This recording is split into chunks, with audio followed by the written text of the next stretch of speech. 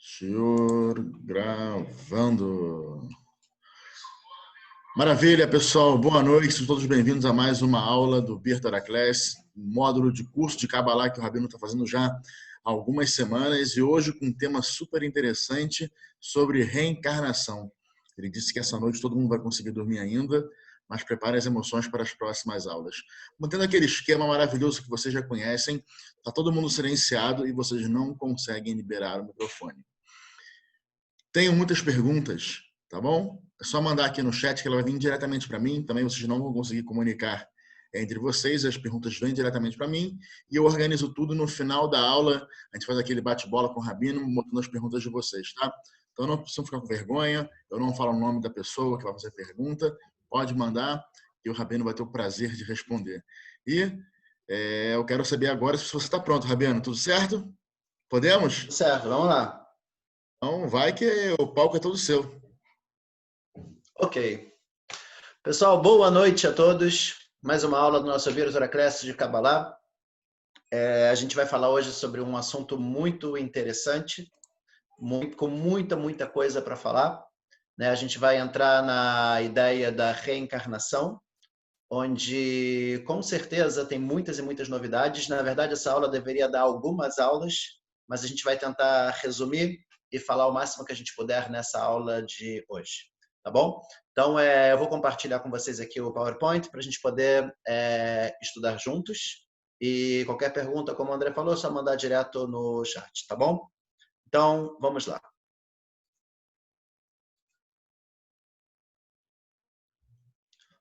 Ok. Só ajeitar aqui.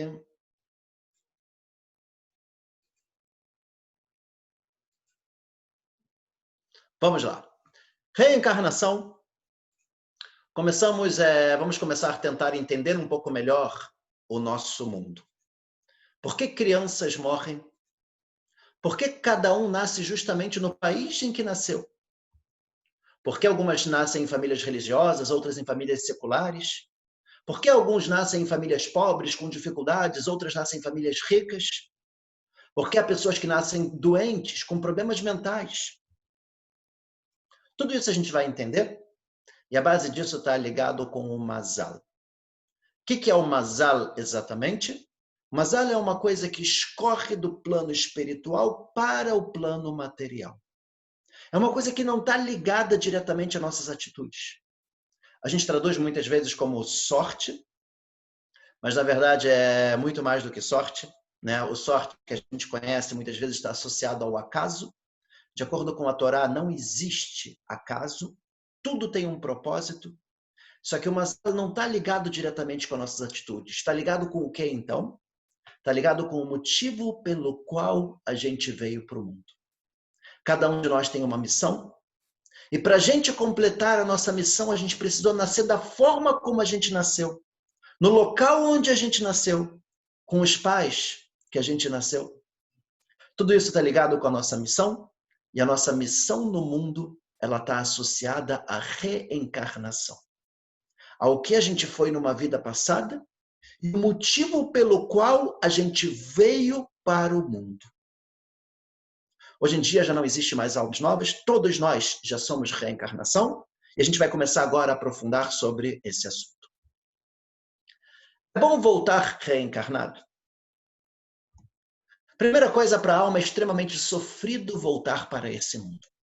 A gente não sabe como é que é o mundo espiritual, a gente não consegue ver, mas a alma sabe sim tudo o que acontece no plano espiritual. Desculpa, a alma sabe o que acontece no plano material. Em função disso, a alma olha como uma pessoa pode se afastar do caminho correto, como ela pode fazer tanta besteira. E ela fica com muito medo, ela não quer voltar para esse mundo. Mas Deus entende que é bom para ela, é importante para ela, para que ela cumpra a missão dela. E por causa disso, a alma vem para esse mundo. O ideal é não voltar. A gente não fala que sempre tem reencarnação. Se a gente completar a nossa missão, a gente não precisa voltar para esse mundo. Se a gente não completou nossa missão, às vezes a gente precisa sim voltar. De forma geral, a reencarnação funciona como uma vela. Na vela a gente tem a cera e a gente tem a chama. A chama está ligada à alma, a cera está ligada ao corpo. A alma, quando ela volta reencarnada, é como se fosse uma vela que acende outra vela. As duas vão continuar existindo. Uma está no plano espiritual, a outra está no plano material. Uma parte daquela alma, pai ou mãe, é o que voltou para o mundo. Por isso a gente fala também que quando tiver a ressurreição dos mortos, as duas vão voltar. Prioridade. O Minchat Eudá, famoso Rav Yehuda Ptah, um grande cabalista, ele fala que a prioridade de voltar é na maior proximidade familiar e mesmo nome. Ou seja, se a gente dá o nome de um filho em homenagem a algum avô que faleceu, eventualmente essa alma do avô, se ela precisar voltar reencarnada, ela voltaria no neto. De acordo com a Kabbalah, não é aconselhável a gente dar o nome de uma pessoa que já faleceu, porque todos temos erros, e com certeza, se a alma da pessoa que faleceu tiver algum erro, isso poderia acabar trazendo determinadas dificuldades também para o filho. Porém, existem muitos costumes, e tem pessoas que sempre dão, tem pessoas que não dão, tem pessoas que dão só em vida, tem pessoas que dão somente o nome depois da morte, e assim a gente tem diversos costumes dentro de Am Israel. De qualquer forma, o Rav Yehuda Ptah, ele traz uma história bastante forte, que ele foi para um Brit Milá, e na hora que iriam dar o nome da criança, ele acabou adormecendo. E quando ele adormeceu, ele viu uma imagem no sonho, exatamente do avô da criança que já tinha morrido, que estava na frente da criança. E de repente ele viu o avô diminuindo de tamanho cada vez menor, ficou do tamanho da criança, entrou dentro da criança, e nesse momento a criança começou a chorar e ele acorda. Ele perguntou qual nome deram para a criança, e era exatamente o nome do avô. Ou seja, o nome que a gente dá influencia diretamente também em uma parte da alma que vai entrar na criança no momento que se dá o nome. No caso dos meninos no Brit Milá, no caso das meninas na primeira vez que sobe na Torá, após o nascimento. E agora vamos começar. Almas novas. Almas novas, a primeira vez que uma alma vem para o mundo, como funciona? Tara Gilbrim do Arizal, ele fala, quando nascemos, recebemos o Nefesh, primeiro nível da nossa alma. No momento do Bar Mitzvah ou Bat Mitzvah, recebemos o Ruach, o segundo nível da nossa alma, se a gente agir da forma correta e tiver consertado o primeiro nível da alma. Com a idade de 20 anos, nós recebemos a Neshama, terceiro nível da nossa alma, se a gente tiver agido de forma correta e tiver consertado também o segundo nível da alma, o Ruach. Porém, nas almas já reencarnadas, que seria o nosso caso, funciona um pouco diferente. Também no Shara Gilgolim, o Arizal ele fala, não consertar na primeira vez, precisa voltar quantas vezes for necessário para consertar o Nefesh, primeiro nível da alma. Após consertar o Nefesh, só poderá consertar o Ruach, o segundo nível, numa nova encarnação. A pessoa precisaria morrer e voltar para consertar o segundo nível. Após consertar o Ruach, só poderá consertar a Neshama, também numa próxima encarnação. Ou seja, nas almas reencarnadas, teria que voltar 3 vezes para poder consertar os 3 níveis da alma. Quando o Nefesh já está consertado e voltar reencarnado com o Ruach, se danificar, danifica somente o Ruach, e não o Nefesh que já estava consertado. Ou seja, a gente não tem como danificar o primeiro nível da alma se ela já estava consertada. Se a gente voltou para consertar o segundo e danificou o segundo, somente o segundo que fica com o problema e precisaria voltar para consertar o segundo. Ok. Tem como consertar na primeira vez? Almas já reencarnadas. O Gilgolim fala uma ideia bem interessante. Na hora de dormir, a pessoa que já consertou o Nefesh, o primeiro nível, ela pode receber o Ruach, o segundo nível, enquanto ela dorme. Como ela faz isso? Entregando o seu nefesh para Hashem, entregando a minha alma no nível básico para Deus, no momento de dormir, e aí a gente receberia o ruach, o segundo nível, quando a gente acorda. Isso é considerado como um gilgul. Gilgul é a palavra que a gente vai usar para falar de reencarnação. Vem da palavra galgal, como se fosse uma roda que vai girando e volta. Por isso, na hora de dormir, deveremos dizer um versículo, né, que aparece também no Shema que a gente fala antes de dormir. Nafshi veticha balayla afruhi bekirbi ashacharik. Quando a gente fala esse versículo, tendo a devida intenção, a gente estaria disposto a, se eu já consertei a meu nefesh, que meu nefesh suba e que eu venha com uma alma nova e com mais força no dia seguinte. Ou seja, a gente tem uma força muito grande na hora de dormir, de elevar a nossa alma e crescer e subir nosso nível espiritual. Vamos entender agora como funciona a reencarnação, famoso Gilgul. Para Gilgulim, no Arizal ele fala, características da reencarnação. Recompensa e castigo. Ou seja, quando a alma ela vem num novo corpo, tudo de bom que esse corpo fizer, ela vai receber a recompensa por isso. Tudo de ruim que esse corpo fizer, ela também vai ser castigada por isso. Na reencarnação, a alma vem desde o nascimento da pessoa até a morte. E ela passa por sofrimentos também junto com a pessoa. O que a pessoa passar de sofrimento, a alma que voltou reencarnada nela, sofre também. Isso que a gente está falando agora é importante, porque a gente vai ver que tem mais de uma alma dentro da gente. Vamos falar sobre isso daqui a pouco. As almas se dividem em várias faíscas. E a cada Gilgul, cada encarnação, são consertadas algumas delas. As faíscas que já foram consertadas não precisam voltar. Ou seja, é exatamente a ideia da vela que a gente falou. A alma continua no plano espiritual, ela só acendeu uma parte de faíscas da alma que veio para o novo corpo, numa nova encarnação. Nas 3 primeiras vezes, vem somente a sua alma. Nas 3 vezes posteriores, vem uma alma de Ibur para ajudar. Vamos entender que alma é essa que vem junto com a gente após as 3 primeiras vezes. Também é uma ideia muito interessante, e a gente vai explicar agora o que é Ibur. A tradução de Ibur poderia ser gravidez. É quando tem uma outra alma dentro da gente, mas que não é de verdade a gente. Vamos entender como é que funciona isso? E é uma coisa bastante comum. Também no Shara Gilgulim, do Arizal, ele fala que essa alma pode vir para ajudar a gente. A alma entra dentro da pessoa para ajudar a pessoa. Quando essa alma pode entrar? Ela vem a partir dos 13 anos, a partir do Bar Mitzvah ou do Bat Mitzvah, é o momento que essa alma já poderia entrar. Nesse caso, a alma, quando vem ajudar a pessoa, ela ajuda a pessoa a fazer mitzvot e fazer o bem, e ela recebe a recompensa junto com a pessoa, mas ela não é castigada pelos erros, porque não é ela.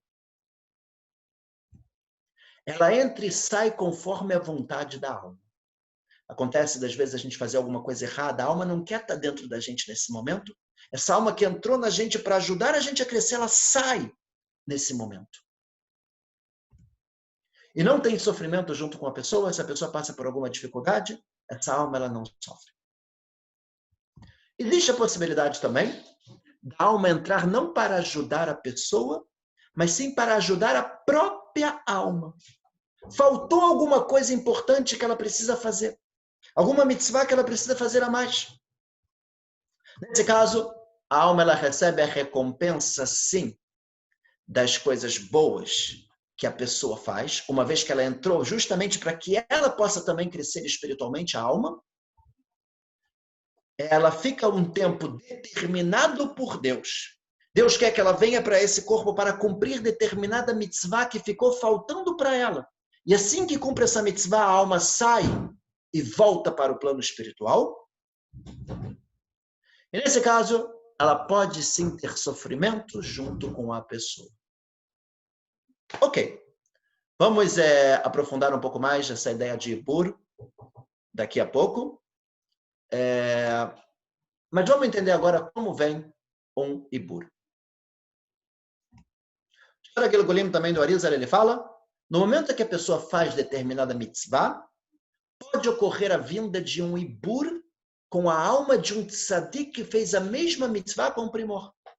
Ou seja, uma alma muito elevada, que fez alguma mitzvah muito grande. Quando eu vou fazer essa mitzvah, aquela alma entra junto comigo e me ajuda a crescer e ter mais força no cumprimento da mitzvah. Ou seja, é uma coisa boa. E que pode ocorrer até mesmo quando um tzadik está vivo, como aparece que se conectou a alma de David com a alma de Jonathan. Pessoal, eu não escrevi aqui, mas isso também pode acontecer de uma forma ruim. Quando a gente faz algum ato, ou alguma transgressão, ou alguma coisa errada, às vezes pode ter também alguma alma ruim que vai entrar e se conectar com a gente nesse momento, levando a gente até mesmo a um nível mais baixo do que a gente chegaria sozinho. Da mesma forma que a gente pode ter uma ajuda de uma alma boa, a gente pode acabar se afundando mais ainda através de nossas atitudes, através da intervenção também de uma alma negativa. Isso a gente chama de Ibur. É como se fosse uma gravidez que está dentro da gente. Vamos para as partes da alma. A roupa tem o mesmo formato do corpo, né? A nossa roupa ela é feita nos moldes do nosso corpo, e assim também o nosso corpo tem o mesmo formato da alma. O que a gente já falou, a alma no nível mais baixo, que tem o mesmo formato do nosso corpo. Nosso corpo é dividido em 613 partes, e assim também é a nossa alma. Cada parte da nossa alma se alimenta de uma mitzvah específica e precisa dela para tirar a impureza e receber o seu alimento espiritual. Ou seja, para a gente poder se completar todas as partes da nossa alma, a gente necessita de todas as mitzvot da Torá. E por isso tem tantas mitzvot. Quando deixamos de fazer determinada mitzvah ou cometemos uma transgressão, estamos trazendo a impureza para esta parte da nossa alma. Vamos agora entender os motivos da reencarnação. Também no Shara Gilgulim do Arizal ele fala, consertar uma mitzvah negativa, ou seja, uma transgressão que fez no Gilgul passado. Na vida passada, a pessoa fez alguma coisa errada, contra a Torá, danificou uma parte da alma dela. Ela vai precisar voltar para consertar essa transgressão e não errar novamente. Está escrito que um dos sinais que a gente tem de qual que é o nosso objetivo no mundo, se for uma coisa boa, é uma coisa que a gente tem uma grande vontade, um grande idealismo de fazer, e quanto mais a gente faz, mais a gente acha que não fez o suficiente. E se for uma coisa ruim, então está escrito que é uma coisa que a gente tem uma grande dificuldade, a gente sabe que é errado, mas a gente não consegue parar. Por quê? Porque esse foi o objetivo que a nossa alma veio para o mundo. E por isso o Yetzer Hará faz de tudo para atrapalhar o nosso crescimento espiritual. Cumprir uma mitzvah positiva que ficou faltando. A pessoa numa vida passada, por exemplo, não botou o tefilim, pode ser que ele tenha que voltar para o mundo para colocar o tefilim para poder fazer essa mitzvah. Para a necessidade de outras pessoas. Às vezes uma alma pode voltar para o mundo para ajudar uma outra pessoa. De alguma coisa que talvez ela errou com essa pessoa numa vida passada. E ela pode também voltar para encontrar seu par. A gente vai falar um pouco mais sobre isso, né, de como funciona num casamento, almas gêmeas e tal, relacionado com a reencarnação. Vamos tratar sobre isso também daqui a pouquinho. Ou seja, a gente precisa completar nossa alma com todas as mitzvot que tem na Torá, e se ficou faltando alguma coisa, ou a gente danificou alguma coisa, a gente precisaria voltar para consertar. Tipos de mitzvot. Mitzvot que dependem do templo. A gente não tem hoje em dia o nosso templo. Infelizmente, Tisha B'Av foi destruído. E por isso a alma não retorna reencarnada agora, porque ela não vai ter como completar a missão dela, uma vez que a gente não tem o templo. Mitzvot que podem cumprir, como por exemplo o tefilim. A alma volta quantas vezes precisar voltar até ela conseguir completar essa mitzvah na alma dela. Mitzvot que podem surgir. Lua Haken, por exemplo, é a mitzvah de quando aparece um ninho de um passarinho que a gente não pode pegar os ovos da mãe, na frente da mãe, tem que espantar a mãe para poder pegar os ovos. Isso não é uma coisa que aparece para cada um de nós. E por isso, se a pessoa precisar voltar para isso, ela volta, mas ela não tem como se prejudicar em função dessa reencarnação, uma vez que não foi culpa dela, essa mitzvah simplesmente não apareceu para ela. Mitzvot que dependem de Deus. Get Pidyon Ben.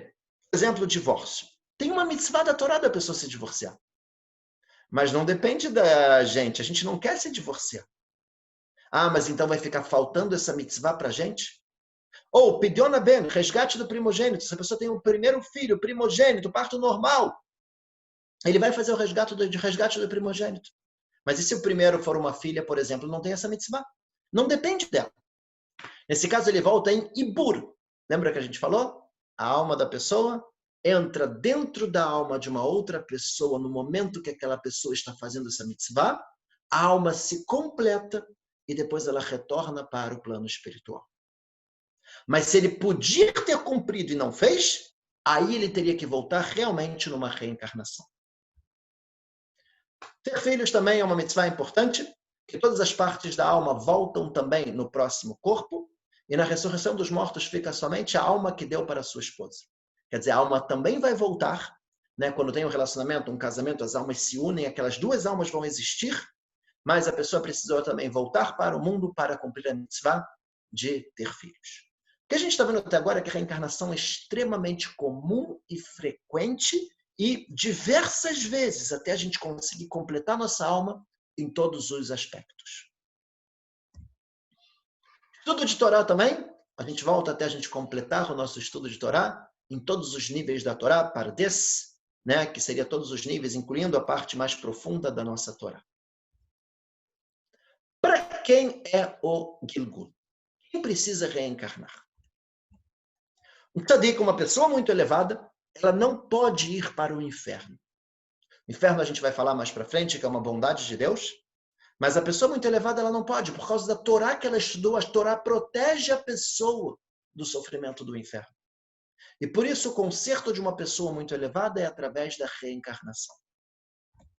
Um rachá, uma pessoa ruim, é consertado no inferno e não precisa passar pela reencarnação, pois se ele voltar reencarnado, pode voltar a cometer os mesmos erros. A gente vai ver que tem algumas situações que sim, a pessoa voltaria reencarnado, né? Mas isso a gente vai ver daqui a pouco. Pessoas que não estudam Torá podem ser consertadas através do inferno sem precisar do Gilgul. Ou seja, o estudo de Torá, que é o que a gente está fazendo agora, protege a pessoa até mesmo do sofrimento que ele eventualmente poderia passar em função das atitudes dele no inferno.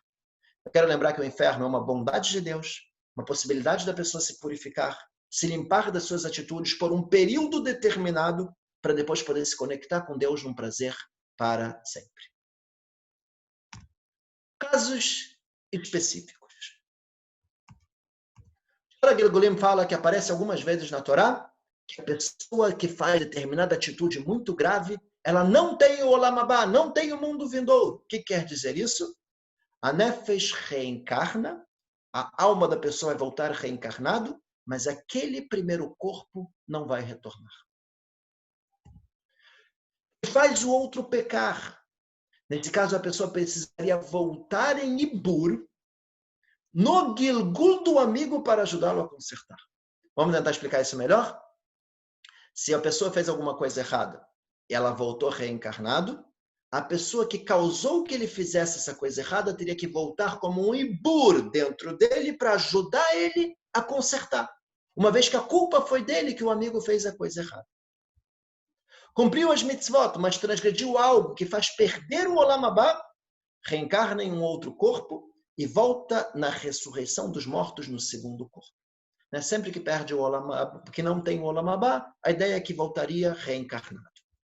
Cumpriu o mitzvot nos dois corpos, os dois corpos voltam, a ideia da vela que a gente falou que um acende o outro, né? E eles continuam, os dois existindo. cumpriu as mitzvot, mas cometeu um erro pequeno, volta reencarnado junto com uma alma nova, e quando cumpre o que faltava, sai.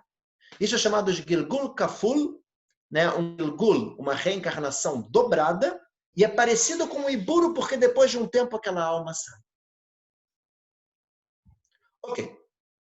3 vezes, quase tudo. O que aparece no Shara Gilgulim também? Se a pessoa voltou reencarnada e não consertou nada nas 3 primeiras encarnações, a alma é cortada. Isso na prática não acontece. Quem é a pessoa que volta 3 vezes e não conserta nada? Por isso, na prática, acaba sempre a alma podendo a possibilidade de voltar. E quando tem o caret, que a alma é cortada, só corta o nível mais baixo da alma. Os outros níveis da alma continuam na conexão também com Deus. A pessoa começou a consertar um pouco. A alma não é cortada e pode continuar reencarnando até consertar. Vamos aprofundar um pouquinho agora nas almas. Shara Gilgulim, através do pecado de Adão, as almas se afundaram nas klipot. Klipot são as impurezas, forças negativas espirituais. As klipot se alimentam da santidade das almas. E por isso elas desejam que as almas pequem. Essas forças negativas espirituais. As almas saem das klipot através da reza de Am Israel, das mitzvot, de tudo de bom que a gente faz, a gente consegue elevar, retirar as almas que caíram nas impurezas. Na primeira vez que a alma vem para o mundo, isso é muito importante, depois de ter saído dessas impurezas, ela precisa de muito esforço para vencer o Yetzer Hara. E a pessoa passa por muitas tristezas e preocupações. Às vezes, quando a alma está tendo muita dificuldade, muitas tristezas, muitas preocupações, problemas, vontades muito grandes de fazer o mal, às vezes é porque é a primeira vez que essa alma saiu da impureza. A alma de David havia saído das clipotes pela primeira vez, e por isso o Yetzer Hara dele era muito forte. A gente conhece a história de David e Batsheva. Quando as almas terminarem de sair das clipot, a presença divina também sai e as clipot morrem. Desta forma, podemos entender, isso é muito importante, o motivo de pessoas elevadas errarem em assuntos que pessoas menos elevadas que ela não errariam. Às vezes a gente vê uma pessoa muito elevada, uma pessoa especial. Como é que essa pessoa erra uma coisa dessas tão básica? A gente não sabe de onde a alma da pessoa veio. E se foi a primeira vez que essa alma saiu das impurezas para vir para o mundo, a vontade interna, o Yetzer Hara é muito forte. E pode ser que essa pessoa passe por desafios muito grandes para conseguir vencer. E a gente não tem como saber, a gente não estava na pele da pessoa. E por isso é muito difícil a gente julgar alguém, uma vez que a gente não sabe o que se passa dentro da pessoa. Enganar as clipot, isso também é uma ideia profunda que tem na Kabbalah, que fala que as clipot, essas forças negativas espirituais, acusam as almas para que o tzadik não consiga trazer essa alma para o seu filho. E dessa forma, ele irá para o filho de um rachá e se afunda ainda mais. O que acontece? Às vezes tem uma alma muito elevada, que está afundada no meio dessas forças negativas espirituais. E ela tem que sair de lá. E às vezes uma pessoa muito elevada quer tentar trazer essa alma para consertar. E aí vem essas forças negativas espirituais e atrapalham. E querem que ela não vá. E que ela vá para uma pessoa muito ruim para continuar pecando e errando cada vez mais na encarnação que ela nasce. E nesse momento a Hashem aceita que elas saiam das clipot.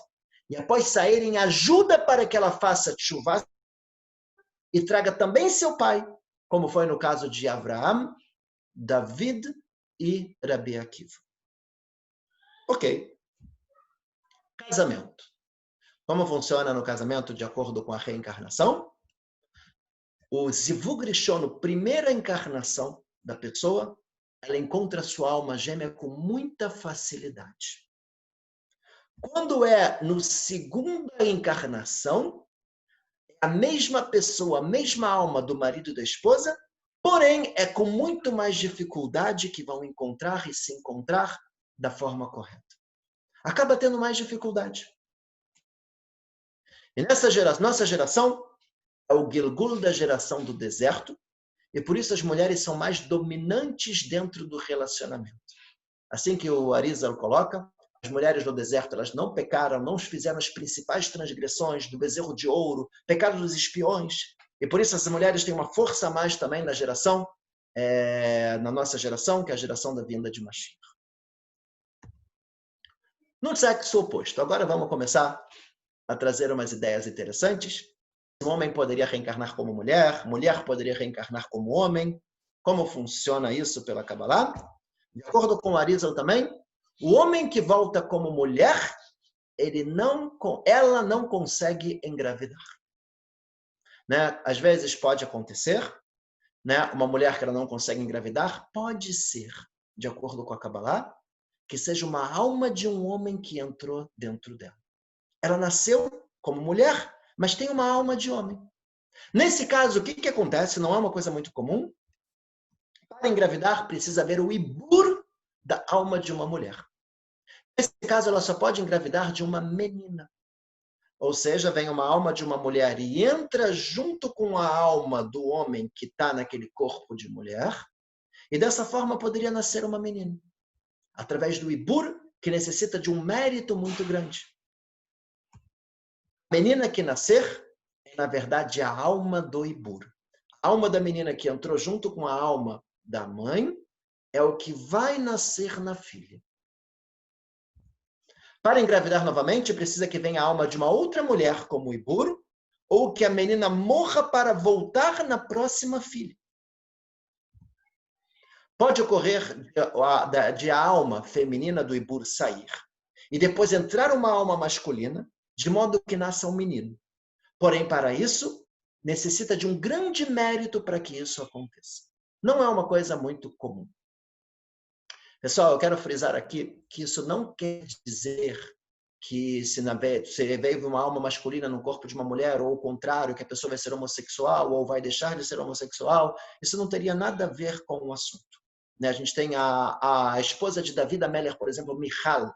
Ela tinha, sim, uma alma do mundo dos homens, e não é por causa disso que ela deixou de casar com David e ter uma vida de casal e tal. Isso não quer dizer que a pessoa vai virar lésbica, homossexual ou qualquer coisa do gênero. Quantas encarnações podem ter dentro da gente? Ponto bem interessante. O Arizal fala que até 3 almas reencarnadas simultaneamente pode estar junto com a alma nossa. Ou seja, pode ter até 4 almas dentro de cada um de nós. Talvez daqui a gente entenda um pouco essa ideia também de nomes compostos. Acredito que talvez esteja associado também a isso. Até 3 almas de ibur, também simultaneamente, daquela gravidez que a gente falou, junto com a gente 4, ou seja, poderia ter até mesmo 8 almas dentro de cada um de nós. 4 de reencarnação e 4 de ibur. Vamos agora aos tipos de reencarnação que podem acontecer. Isso é muito interessante a gente entender. Primeiro, dentro do homem, além da reencarnação normal que a gente conhece, existe a possibilidade do dibuk. Dibuk, a gente não vai entrar nisso agora. Dibuk seria um caso da pessoa ser possuída. Completando o tempo, ela pode voltar como Gilgul. Isso não é uma coisa muito comum de acontecer. Dibuk vem da palavra devek, que seria uma cola, quando uma alma se cola na gente. A pessoa ficaria possuída. Dentro disso existem diversos níveis, que a gente vai deixar para uma outra oportunidade. Existe o ibur, que é quando uma alma entra dentro da gente por um período e depois ela sai. Ela não prejudica, não possui a gente. Isso, completando o tempo, ela também poderia voltar reencarnando. Porém, a alma pode voltar também no mineral. Quando a alma vem no mineral, a alma é uma parte da alma de uma pessoa. Volta, por exemplo, numa pedra, ela tem que ficar um período específico lá. Nesse caso, ela não vai consertar através das atitudes. Ela vai consertar através do sofrimento. Existe o conserto da reencarnação através de fazer o bem e fazer as mitzvot e tal. E existe o conserto também através da dificuldade do sofrimento. A alma sabe aonde ela está Ela sente que ela está no mineral, vegetal ou animal, e ela tem um sofrimento muito grande. E ela precisa passar por isso para consertar o que ela fez de errado numa vida passada. No caso do mineral, a alma passa, que está no mineral, ela passa para o vegetal, sobe de nível, nos meses de Av, Elul, Tishrei e Reshvan. Se a alma vem para o vegetal, numa planta, ela passa de nível para os animais, para um animal, no mês de Nissan, Iyar, Sivan e Tammuz. Se a alma vem para um animal, ela se eleva e passa para um ser humano, no mês de Kislev, Tevet, Shvat ou Adar. Ou seja, explicando melhor, mesmo que tudo isso somente quando completar o tempo determinado por Deus. Completou o tempo que Deus definiu que ela vai ficar no mineral. Quando chegar nos meses de elevação para o vegetal, ela pode se elevar. Existe a possibilidade de subir 2 degraus de uma só vez? Por exemplo, um animal que ele come uma grama e junto com a grama vai um pouco de terra, se tiver alguma alma naquela terra, já sobe de nível diretamente para o animal. E assim também o ser humano, quando a gente se alimenta, a alma já sobe de nível, chegando até o ser humano. Aparece no Talmud, cuidado com o touro preto nos dias de Nissan. Por quê? Nissan é o mês que começa as almas a saírem do vegetal para o animal. E nesse momento o touro fica muito agitado. Almas de coisas ruins estão subindo de nível para ser consertado, agora no plano animal. Água e sal, de acordo com Arizal, são considerados como vegetal relacionado com a reencarnação. Como elevar? Vamos entrar num assunto muito interessante agora. Através de comermos kasher e de fazer a brachá, podemos elevar e consertar essas partes da alma. O Ben Ish Chai, grande sábio, ele fala que a brachá que a gente faz após comer borei nefashot, ela inclui a ideia da reencarnação. Brachá muito bonita que a gente faz. Baruch atah Hashem Elokeinu melech haolam, borei nefashot rabot, vechesed onan al kol ma shebarat leachayot bahem nefesh kol chai, baruch chai haolamim. Essa é a brachá quando a gente termina de comer um prato de arroz, feijão, legumes, carne, etc. O que é essa brachá? Traduzindo, bendito é você, Deus, Rei do mundo, borei nefashot rabot, que você criou muitas pessoas, muitas almas. Vechesed onan, e tudo que falta para as pessoas.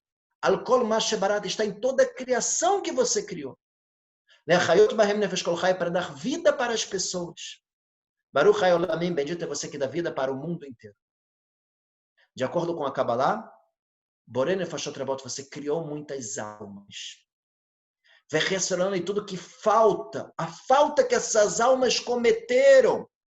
Pela Torá não existe pecado, o que existe é falta.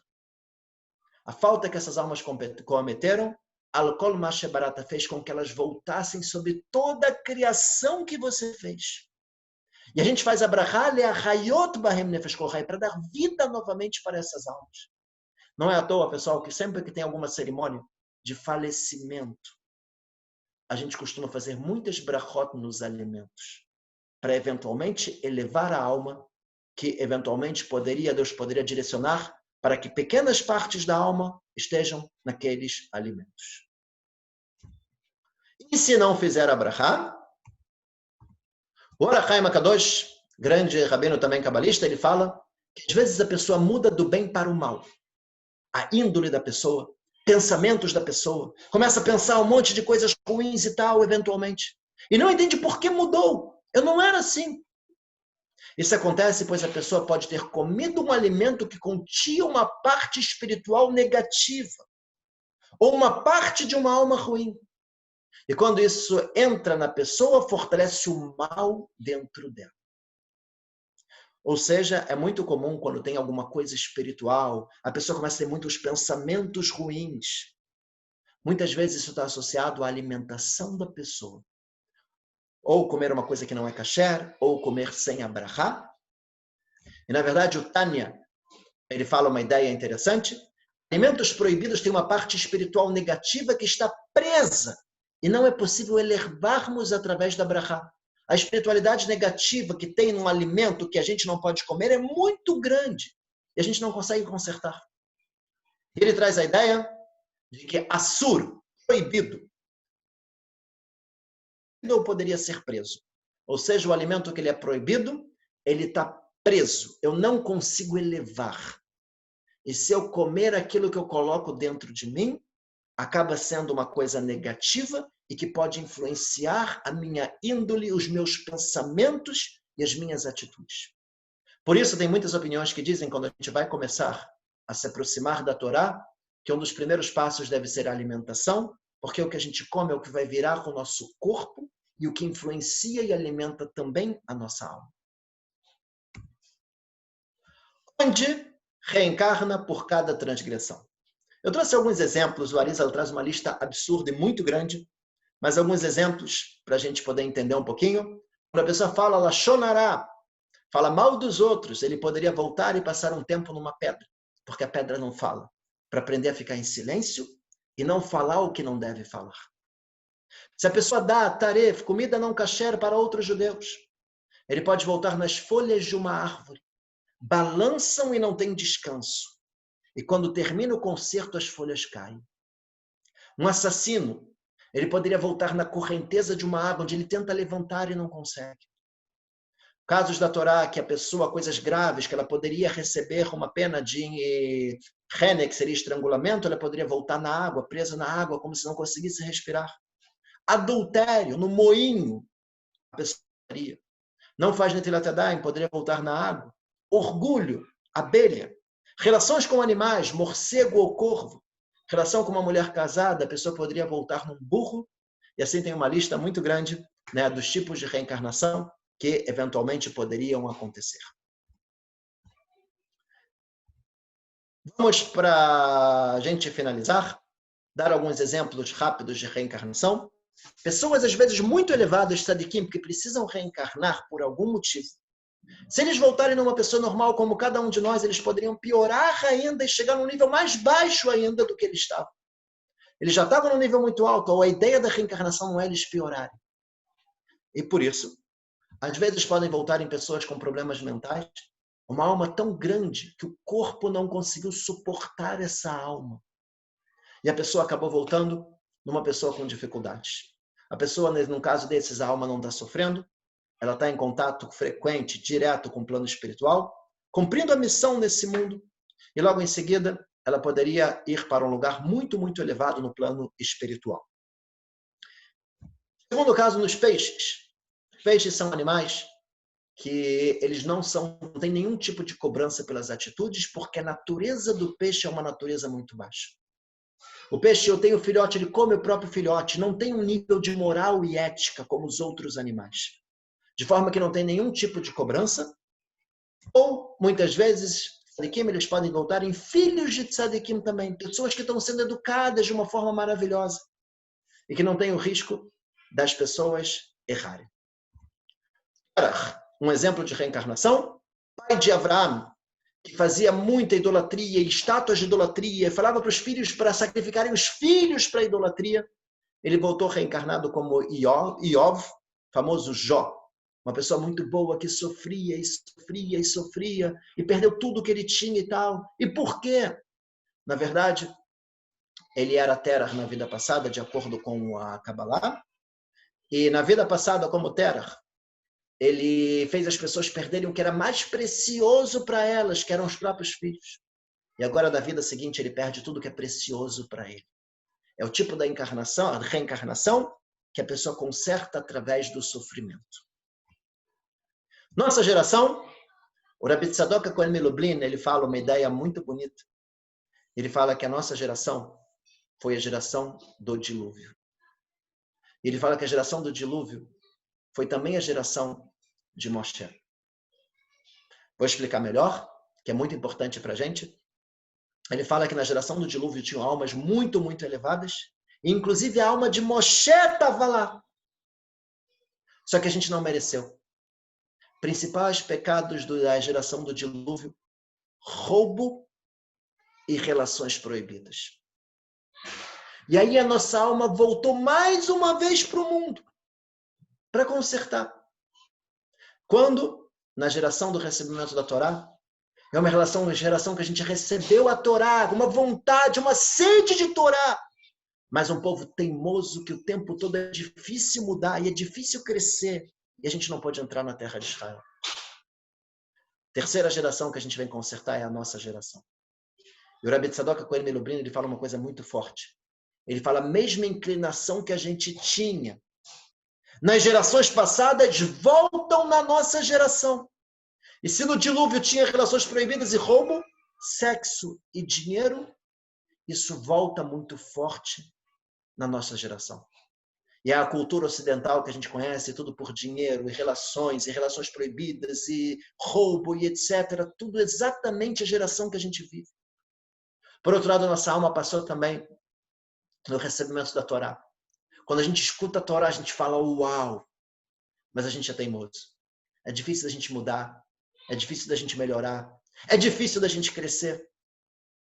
E a ideia que ele fala é que nessa terceira vez é o momento da gente escolher.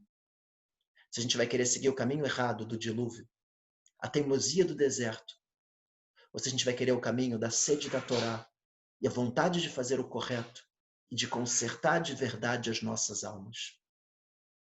Bom, eu tentei passar aqui bem rápido, porque é realmente um assunto bastante extenso. E a gente vai começar agora, então, a perguntas relacionadas com tudo o que a gente falou. Maravilha, Rabino. Muito bem, como sempre, arrasou, deu show.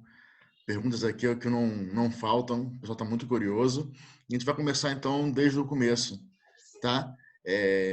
Tem uma pergunta aqui, como é que a gente faz para descobrir qual é a nossa missão no mundo? Já que cada um tem uma missão individual, como é que a gente faz para poder saber o que a gente tem que fazer? Pergunta boa. Na verdade, Deus não quis falar isso para a gente, porque se a gente soubesse a nossa missão, a gente focaria nessa missão e não nos outros, e a gente poderia danificar mais do que consertar. Eu vou consertar minha missão no mundo, mas eu vou danificar outras coisas. Não é esse o objetivo. Por isso Deus deu para a gente a Torá. Mas como eu falei, a gente tem uma dica. A dica da nossa missão é, quando é uma coisa boa, a gente faz isso, a gente nunca acha que fez o suficiente. Eu sempre acho que eu quero fazer mais e mais e mais, e um idealismo interno muito grande.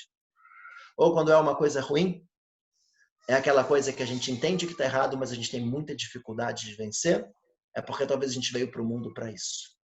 E aí é o nosso desafio da gente tentar vencer e se esforçar para a gente não passar por essas dificuldades. E como é que a gente faz para saber em qual nível está a nossa alma em relação ao progresso? Você falou que a alma ela vai reencarnando de acordo com o que ela precisa completar. Como é que eu sei que a alma que está aqui agora, em mim, o que falta para ela? Se falta muito, se falta pouco? Se vai ter uma vida longa, se a pessoa já está chegando no final da linha? Tem como dar uma dica? A gente não tem como saber exatamente qual é o nível da nossa alma. Grandes cabalistas como o Arizal olhava para a gente, ele sabia até quem a gente era numa vida passada.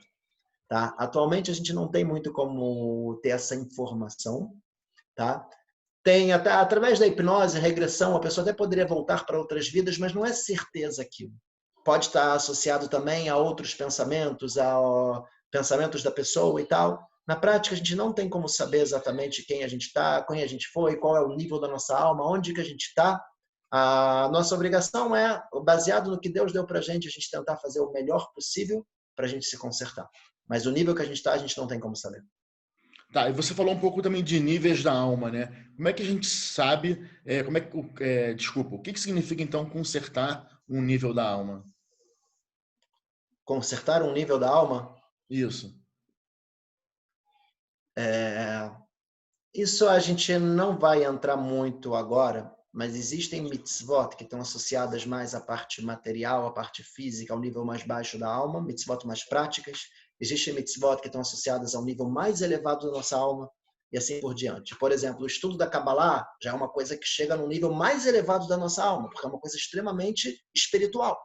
Às vezes uma tzedakah pode estar associado à parte mais baixa, da gente ajudar pessoas que estão necessitadas, a parte física, ação. Na prática, todos são importantíssimos. né? Mas cada ação e cada mitzvah tem um efeito de uma forma diferente, num plano espiritual diferente, num nível da nossa alma diferente.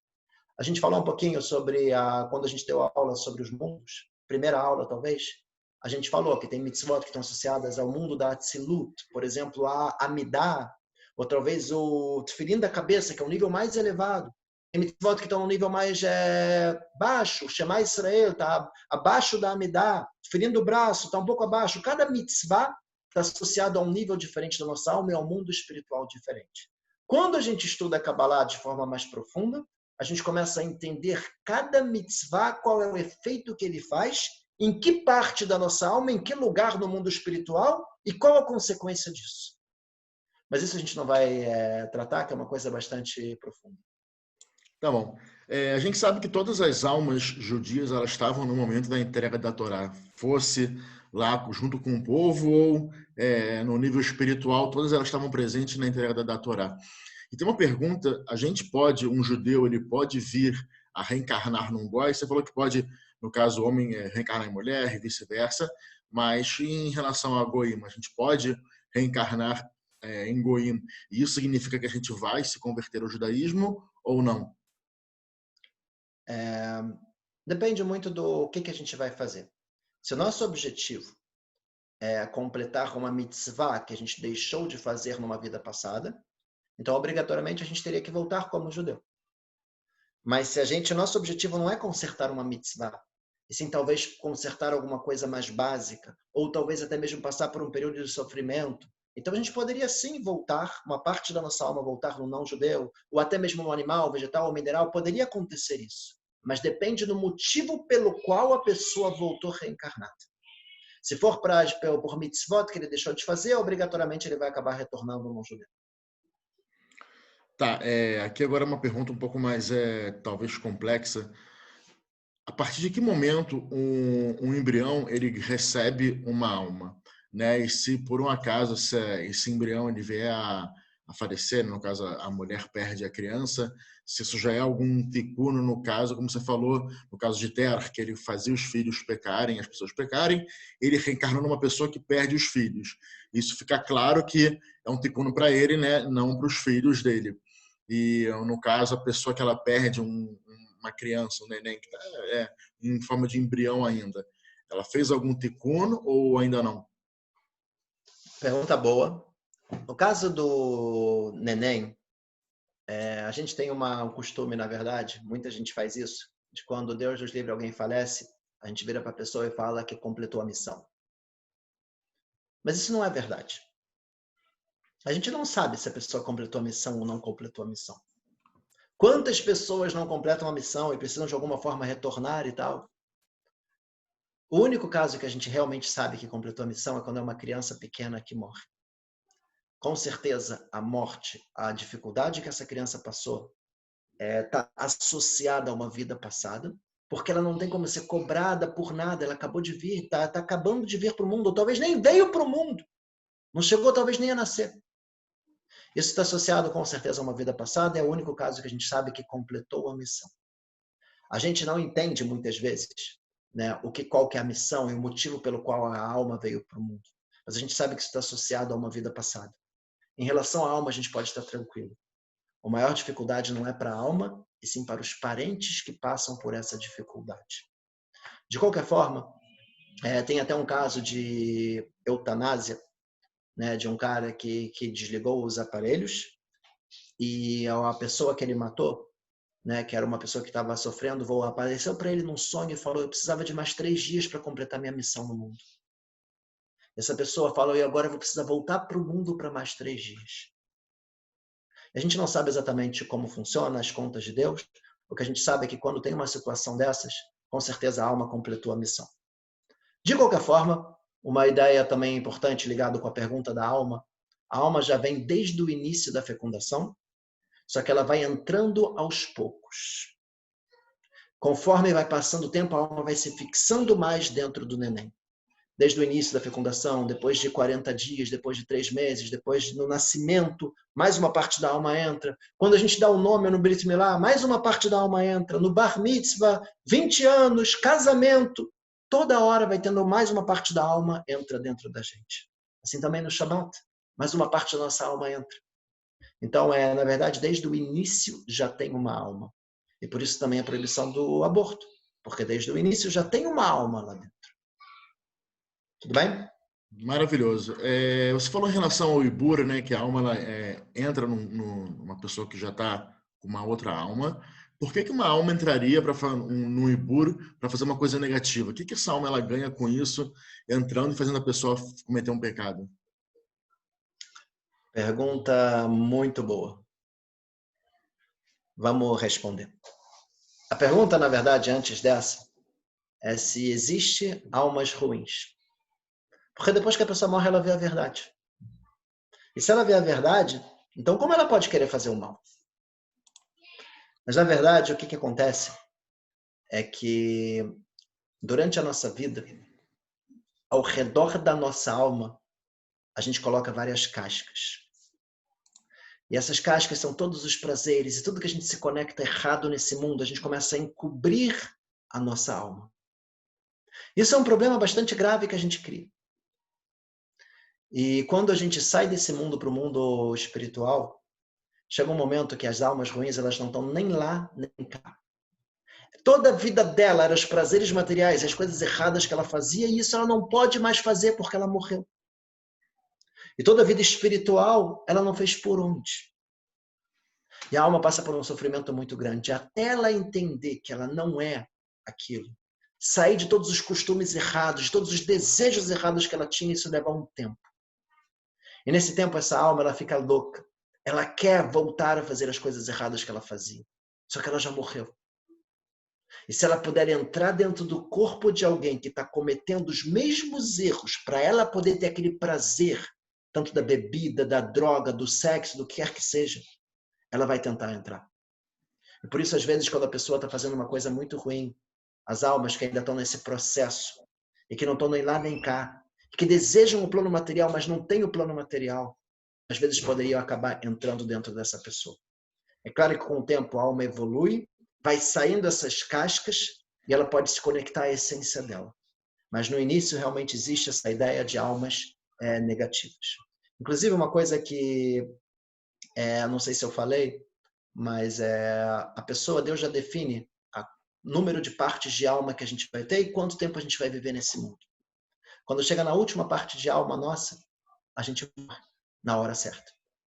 Existe a possibilidade da pessoa viver a mais? Existe. Como? Através do Ibur. Se uma outra alma entra junto com a gente consegue viver mais tempo do que a gente deveria. Mas isso também não é uma coisa muito comum de acontecer. Entendi. Já que a gente está falando de alma, entra alma e sai alma, quando tem essas situações, a gente sente alguma coisa, dá aquele calafrio, tem pessoas que conseguem sentir isso, ou ela passa despercebida pelas pessoas? Passa desapercebida, mas às vezes a gente consegue sentir uma empolgação a mais para fazer alguma coisa boa e uma alegria a mais de fazer alguma coisa. Ou às vezes até mesmo para o lado negativo. A pessoa às vezes está com uma vontade mais forte de fazer coisas erradas. Às vezes ela não consegue entender o que está acontecendo. Mas pode ser que seja justamente um emburo que está empurrando ele para cima ou afundando ele para baixo. Então depende muitas vezes, às vezes está relacionado com o iburo, mas saber exatamente a gente não tem como saber.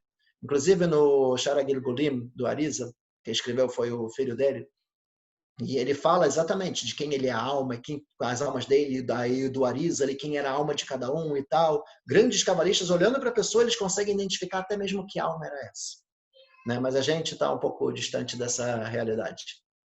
Entendi. Aí você falou em relação ao nome, quando a gente dá um nome de um parente morto, que já faleceu, geralmente aquele parente vem junto com aquela alma, toda aquela recordação, lembrança do que a pessoa fez. Pode ser bom, pode ser ruim, não vem ao caso, mas isso se refere somente a nomes em hebraico, ou se a pessoa também dá um nome em português, ou seja lá qual for a língua do país que ela mora, isso também traz a alma da pessoa, porque você está com a intenção de homenagear ela. Pergunta boa. Eu quero ver se a gente dá também uma aula mais para frente sobre nomes. Mas a ideia importante da gente entender é que não existe essa ideia de dar nome em português. O certo para a gente é dar o nome que seja o nome em hebraico, e o nome em hebraico seja o nome que a gente vai chamar a pessoa. Esse é o correto, e a gente tem muitos e muitos nomes, né, em hebraico que também são conhecidos dentro do Brasil, e o ideal é a gente fazer sempre dessa forma, porque a gente dá um nome de forma simbólica no hebraico, onde nunca vai usar, isso não é o correto. O nome está ligado com a nossa alma, o nome influencia a nossa natureza, e o correto sim é a gente dar nomes que sejam nomes judaicos. Conheço pessoas que têm nomes, até em português, que são nomes muito complicados pela Torá, e que traz uma influência negativa para a pessoa, só que é muito difícil para mim falar para a pessoa isso. Né? E quando me perguntam que nomes é bom dar ou não é bom dar, eu também não gosto de responder, porque vai que a pessoa tem uma mãe, um pai ou alguém com um nome desses. Então a gente acaba não falando muito sobre esse assunto. De qualquer forma, o nome em português pode também ter uma influência negativa sobre a pessoa, dependendo do tipo de nome que a pessoa dá. O nome em hebraico pode ter uma influência também muito boa sobre a pessoa. O correto relacionado com nomes é a gente sempre perguntar para algum rabino antes de dar o nome, para a gente saber se esse nome tem uma força negativa ou não, se vale a pena dar ou não. É um ponto que é bastante importante, isso realmente influencia na natureza, na vida da pessoa, nas características da pessoa, e por isso não vale a pena a gente desprezar.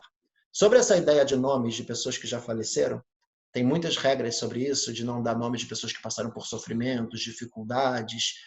Tem muitas ideias que, de acordo com a Kabbalah, o Rav Yehuda Ptai, ele fala muito para não dar nome de pessoas que já faleceram, apesar que tem muita gente que costuma sim dar esses nomes. Então tem vários costumes relacionados com isso, mas o nome tem uma influência sim muito grande sobre a pessoa. Tá, as almas de todos os judeus, elas estão conectadas, como você já falou também na outra aula de Kabbalah, né, sobre conexões das almas.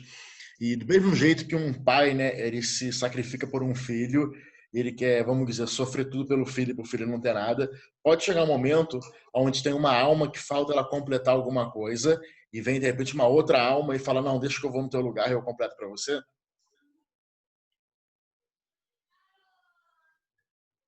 Pergunta boa, não sei, mas eu acho que não. Por quê? Porque a pessoa tem que se consertar. Poderia acontecer da alma entrar em Ibur para tentar ajudar ela a se consertar. Né? Ou até mesmo, quando a gente fala na Kabbalah de pai e filho, a gente está falando da alma original e a alma reencarnada. Aparece no Talmud sobre a ideia de por que acontecem coisas ruins com pessoas boas, e uma das ideias que tem é que uma tzadik veraló, um tzadik que tem sofrimentos, é porque ele é um tzadik filho de um rachá, de uma pessoa ruim. O que quer dizer que ele é filho de uma pessoa ruim? Ele é um filho de uma pessoa ruim, mas ele é uma pessoa boa. Por que ele sofre? De acordo com a Kabbalah, não. Ele é um tzadik onde a alma original dele era uma pessoa ruim. E por isso ele está passando por dificuldades. Quando o filho ele conserta, automaticamente ele conserta também a alma pai. Mas é uma pessoa nada a ver com nada tentar fazer alguma mitzvah por outra pessoa, eu acho que não funcionaria. Teria que ser alguma coisa ligada com a essência da pessoa. Mas a pergunta é boa. Tá, olha só, vamos botar as almas, né, no plano espiritual, no início, no começo, elas eram assexuadas, não tinha nenhum sexo, ou Deus já fez almas masculinas e femininas? Não, Resposta, já tinha. já Já tinha. tinha Tá essa bom, divisão, onde o objetivo é um completar o outro. tudo bem. Então, vamos lá. Então, se uma mulher que ela sempre reencarna como mulher, ou um homem que sempre reencarna como homem, eles não têm como cumprir nunca as mitzvot do sexo oposto. Por exemplo, mulher, ela nunca vai conseguir fazer a mitzvah de tefilin, brit milá e tudo mais. E o homem também, algumas mitzvot relacionadas à mulher. Como é que fica isso? Essa alma ela fica completa ou ela tem a necessidade de voltar no sexo oposto para poder cumprir algum ponto ou outro? Pergunta boa. O Or HaChaim HaKadosh, Reb Chaim Ben Attar, ele fala que as mitzvot elas foram feitas para a gente cumprir em conjunto, onde a gente entende que cada um de nós um completa o outro. Então tem mitzvot que são só de mulher, tem mitzvot que são só de homens, tem mitzvot que são só dos Kohanim, tem mitzvot que são só dos Leviim, cada um tem as suas mitzvot. Mas como um povo, quando a gente está unido, a mitzvah de um vale para o outro. Então é importante aqui sempre essa ideia da união, onde vai completar sempre as nossas almas. Gravo, eu estou recebendo aqui algumas perguntas, o pessoal está um pouco curioso em relação ao inferno, né? Que a gente escuta muito falar de inferno, né? Diabinho vermelho com tridente, pitando as pessoas, tudo pegando fogo. E o pessoal está curioso aqui como é que funciona isso no judaísmo, o conceito de inferno, se a pessoa que a alma que ela vai lá, ela está sofrendo ou ela simplesmente ela está só se purificando para ir para um lugar melhor depois. Tá vindo muitas dúvidas em relação a isso. Você consegue ajudar? Olha, eu vou falar muito rápido, porque eu pretendo dar uma aula também explicando o que é o plano espiritual, o inferno, o paraíso, etc. e tal, para a gente não acabar também com essa aula. Mas a ideia do inferno é uma grande bondade de Deus, onde Ele está dando a oportunidade de, quando a gente fez coisas erradas, da gente não ficar com essa sujeira na alma para sempre. Passar por um período onde vai ser, sim, difícil, mas através desse período, que normalmente é no máximo um ano, a gente vai conseguir purificar e limpar nossa alma para poder se conectar com Deus para toda a eternidade. Então, na verdade, a gente vê o inferno sim como sendo uma bondade de Deus, e não como sendo uma coisa ruim, e não como tendo um diabo ou qualquer coisa assim, que na verdade não existe, né? É Deus que está acima de tudo e Deus que controla tudo. Quando a alma ela reencarna num animal, num objeto, numa pedra, na água, isso tudo faz parte do processo, né, desse inferno dessa alma, ou não? É coisa à parte. Ela vai ter que passar a purificação dela no inferno e também passar por essa reencarnação nesses objetos. Tá? Inferno é uma coisa, reencarnação é outra. Tem determinadas transgressões, erros e pessoas precisariam passar pela encarnação, outros precisariam passar pelo inferno, outros precisariam passar pelos dois. De qualquer forma, não é a mesma coisa. E quando a pessoa está reencarnado, como por exemplo dentro de um animal, não é que o animal vai ficar inteligente. Primeiro, é uma pequena parte da alma que está lá. Segundo, a alma animal continua lá.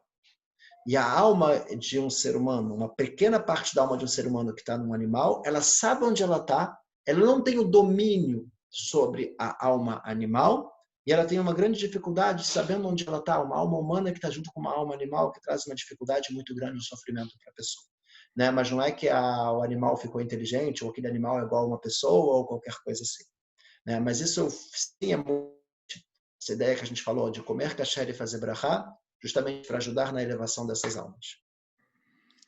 O pessoal aqui está curioso com uma questão que você falou de muitas vezes a gente tem que voltar, a alma ela volta para fazer algumas mitzvot que a gente deixou de fazer, né? Aquelas mitzvot que a gente podia ter feito e não fez, né? Tilat Yadayim, Brachot, Tefilin, Tefilot e Sim, tudo mais. O pessoal que está um pouco preocupado com, às vezes está com preguiça de fazer uma coisa, preguiça de fazer outra coisa, vai ter que voltar para pagar essa conta aí ou dá para consertar ainda? claro. Deus vai dar uma oportunidade. Se não fizer agora, vai volta depois. Alguma hora Então, vai fazer. legal, então olha só, a pessoa volta. Então agora isso traz uma outra questão. Vamos dizer como você falou, a pessoa ela tem que voltar para mais 3 dias. Você falou do caso do cara que estava em coma. E como é que funciona isso? Voltou, cumpriu, morreu? É assim que funciona? Não, não necessariamente a pessoa volta de imediato. Muitas vezes a pessoa fica no plano das almas por um período até chegar um momento propício dela vir e cumprir a missão dela. Né? A Hashem sabe exatamente o momento, o local, os pais, tudo direitinho, quando a pessoa precisa vir para cumprir o que ela precisa cumprir. Então, não necessariamente aquilo é de imediato. Inclusive é o É, que a gente falou, né? Almas do dilúvio voltaram só na saída do Egito, que voltaram só agora, né? E sim. inclusive a reencarnação, ela explica muitas coisas que a gente não consegue entender. Às vezes quando a gente vê pessoas sofrendo, a gente fala, mas por que essa pessoa fez? Muitas vezes está ligado com uma vida passada, com a encarnação. E às vezes um grupo inteiro de pessoas, um sofrimento de muitas pessoas, às vezes está ligado com uma geração passada. Então isso dificulta muito da gente entender os caminhos de Deus, uma vez que a gente não sabe exatamente como as coisas acontecem. Rabino, já que as perguntas não vão parando, o pessoal está muito curioso. Vou fazer mais algumas e depois a gente encerra. Você falou sobre a questão também de nomes e nome composto. Qual é o problema de ter nome composto? Não, não tem problema de ter nome composto. É, talvez esteja associado com isso que a gente falou. Né? Quando você dá um nome composto, você mistura as forças de dois nomes. né? E se tiver o nome composto ligado com duas pessoas, por exemplo, que faleceram, pode ser que a alma dos dois estaria dentro da pessoa, como a gente falou, poderia ter mais de uma alma reencarnada dentro da pessoa. Inclusive, é muito interessante quando a gente tiver uma pessoa que deu o nome em relação a alguém que já faleceu, vale a pena a gente tentar comparar as características dos dois, ver se tem uma similaridade, e baseado nisso a gente consegue até muitas vezes entender o motivo pelo qual a pessoa veio para o mundo. Né? Dependendo do caso, a gente consegue identificar até mesmo através do nome. Tá, só para a gente já começar a ir encaminhando para o final, você só um minuto. Espera aí, deu ruim aqui. Você falou em relação a clipote, né? Às vezes tem clipote que ficam na alma e quando essa alma não consegue voltar, Deus vai e tira essas clipotes para essa alma conseguir fazer alguma coisa boa. Mas isso não seria uma interferência de Hashem no livre-arbítrio daquela alma ou da pessoa? Não entendi. Aonde estaria a interferência? Ué, se Deus ele tira as clipotes, né? Se a alma não está conseguindo fazer, Deus tira. Ele está interferindo, aquela alma não está conseguindo fazer sozinha. A partir do Não, momento que ele não Deus toma tira. partido. A alma ela está nas clipotas. Através das mitzvot que a gente faz, a gente consegue tirar a alma das clipotas e fazer com que ela nasça no mundo. Mas a gente, através de nossas mitzvot, a gente consegue enfraquecer essas forças negativas espirituais e fazer com que essas almas venham para o mundo. Tá, eu vou fazer aqui umas perguntas que o pessoal mandou aqui no Facebook para a gente poder começar a finalizar. Você falou em relação à alma, quando a pessoa ela vem a falecer, não necessariamente ela volta de imediato para esse mundo, correto? Sim. E tem uma previsão de quanto tempo essa alma leva para poder voltar? Ela pode ser de bate-pronto ou tem que passar um tempo lá acertando alguma coisa com Hashem? Olha, não sei. Acredito que pode ser de bate-pronto, mas eu não tenho certeza. Teria que verificar. Pergunta boa. Você falou que fica um espaço dividido para o ser humano, né, para a gente receber as almas. Então é possível que durante ao longo da nossa vida a gente fique com mais de uma alma no nosso corpo? E se sim, Sim. quem tem a influência? Qual é a alma? Aquela que a gente recebe primeiro ou a alma que ela só entra? Essa alma que ela entra, ela só vem na onda ou ela influencia também as pessoas? Não, a alma de Ibur, você está falando. Isso. Quando entra um Ibur dentro da gente, aquilo pode influenciar a gente para o bem, para o nosso crescimento. A gente pode chegar a gente talvez sozinho a gente não conseguiria chegar num nível tão alto. Através de uma alma de Ibur que entra na gente, a gente consegue chegar num nível mais alto do que a gente conseguiria por força própria. Então aquela alma sim tem uma força de ajudar muito a gente no nosso crescimento espiritual. Tá? Mas a gente tem que tomar muito cuidado. Também no Sharagil Golim, o filho do Arizal, o Rav Chaim Vital, ele fala que às vezes, que teve vezes que entrou uma alma muito elevada nele, mas ele ficou nervoso com os familiares dele, por algum motivo aquela alma saiu, ele perdeu. Né? Então mesmo quando a gente está fazendo coisas muito grandes, que entrou uma alma muito especial, que ajudou a gente numa empolgação espiritual e alegria, mas se a gente logo em seguida faz uma besteira, a gente pode perder. Aquela alma não quer estar dentro da gente no momento que a gente vai fazer alguma coisa errada. E aí a gente perde toda a elevação espiritual que a gente conseguiu adquirir. Maravilha, Rabino. Eu acho que é isso. Já li aqui, a gente fez grande parte das perguntas. Já vai dar 10 horas. A gente vai fechar a nossa gravação. E eu acho que ficamos assim por hoje. O pessoal já está aqui curioso com a próxima aula, com o próximo tema que vem. Lembrando que amanhã é Tisha B'Av, né, Rafa? Quer falar um pouquinho de Tisha B'Av? Mozart vai fazer propaganda. Fala aí, Mozart. Vai fazer propaganda? Então, Mozart, por favor. Ele tá sem som. Ele tá com vergonha de falar, isso sim. Ele tem o poder de tirar o som, de botar o som dele de volta. É que ele não quer. Vamos, Tá Mozart, fala aí. dormindo?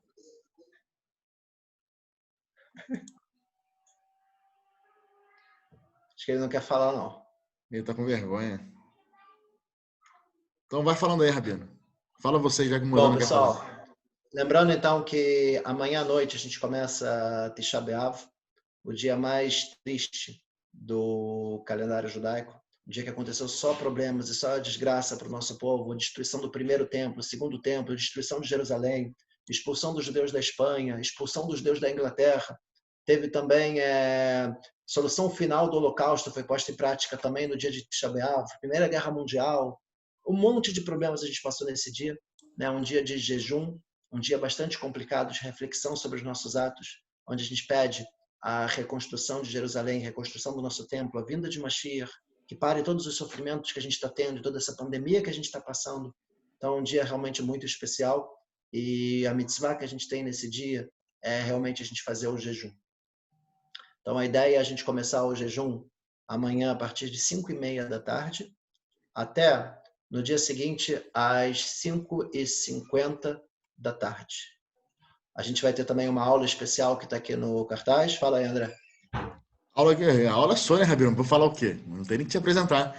Aula de Tisha B'Av com o Rav Benjamin, motivo do antissemitismo pela Torá. A gente vai entender um pouquinho o que levou à destruição do primeiro e do segundo templo e todos os fatores, né, nessa data tão importante para a gente, que é o dia 9 de Av. Amanhã, às 8 horas da noite, esperamos todo mundo aqui no Zoom. Tá bom, pessoal? Mozart, acho que agora já está com o áudio livre. Quer falar, Mozart? Na verdade, eu estava com o áudio aqui funcionando. O problema é que a minha internet não tem essa velocidade da toda. Demorei um ano para baixar esse cartaz aí, pô. Agora, aí eu falei, pô, o cara quer que eu decore a data, o horário, o dia, a idade, a logo. Não tem como. O Rabino vai e fala todo bonito aí. Para que eu vou falar? Não, fala aí, fala você. Agora empolga aí o pessoal, mas já falei demais. Pera, mas não existe empolgar para uma aula de Tisha B'Av, Rabino. Ao contrário, a gente tem que vir justamente para sentir o que é a ausência, né? O Rabino vai explicar para a gente o que é você sentir falta de uma coisa que a gente nem sabe o que foi. Né? Como é que você sente falta de uma coisa que a gente nem viu? Então, é verdade. Bom encontro amanhã para todos nós. E um São Carlos, aguardamos a todos. Então é isso aí, pessoal. Rabino, então a gente fica por aqui. Encerra aqui a nossa live, encerra aqui a nossa transmissão. Muito obrigado a todos que vieram. Espalhem a palavra do Senhor, não é não, Rabino? E o Senhor Rabino, Mozart do Senhor Deus. Espalhem a palavra, pessoal. Chame os amigos sempre. A gente está aqui toda terça-feira, tirando outro shiurim que a gente tem com o Rav ao longo da semana. E amanhã também a gente tem essa data tão especial. Vale muito a pena a gente estar aqui conectado. Tá bom, pessoal? Beijo para vocês. Até a próxima. Libera os microfones aí, André. Libera o microfone, Rabino? Vou liberar aqui, peraí. O pessoal está querendo falar. Pronto, já liberei o microfone de todo mundo, já liberei o chat de todo mundo. O problema é que na minha rua tem uma pessoa cantando, gritando aqui, Rabino. Acho que ela bebeu um pouco mais da conta. Palavras divinas. Muito bom, Rabino. Coloca a voz. Baruch Hashem. Deixa eu encerrar aqui. Zac Baruch. Pessoal, descansem bem para amanhã a gente vir forte para o jejum. Amanhã tem mais uma aula, tá? A gente vê todos vocês amanhã. Beijo grande para todos. Rabino, muito obrigado mais uma vez. Tchau, Rav. Zac Baruch. Zac Baruch. Obrigado, Rabino. Boa noite. Obrigado a vocês. Boa noite.